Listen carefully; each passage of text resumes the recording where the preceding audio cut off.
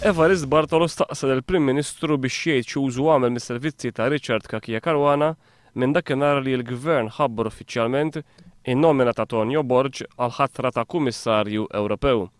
Fit-tweġiba tiegħu Lorenz Gonzi appella lill-Parlament biex ikun raġonevoli u ġust mar-realtà u mal-fatti.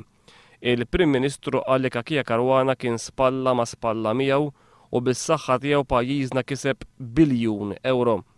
Lorenz Gonzi żied li wara li Kakija Caruana kien sfiduċjat mill-Parlament f'Ġunju li għadda, l-interess ta' pajjiżna kien jirrikjedi illi huwa jitolbu jibqa' konsulent tiegħu biex jibqa' jaqdi dak li deskriva bħala irwol importantissimu.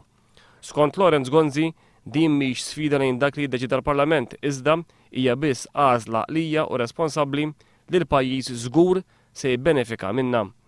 Iktar kmieni din is-sena fil-Parlament ukoll Lorenz Gonzi kien iddikjara li l-pożizzjoni ta' Richard Kakija Caruana ma kienx ekwivalenti għal pożizzjonijiet ta' ambaxxaturi oħra u għalhekk kien jitħallas fi skala numru wieħed minkejja li l-iskala normali ta' ambaxxatur hija numru 3.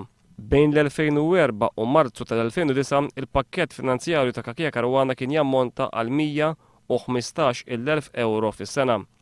Minn Marzu tal-2009 l-qudiem imbagħad Kakija Caruana beda jdaħħal ftit iktar minn 42,000 euro bħala salarju u ftit iktar minn 100,000 euro f'dawk li sejħu bħala Global Emoluments, total ta' 142,000 euro.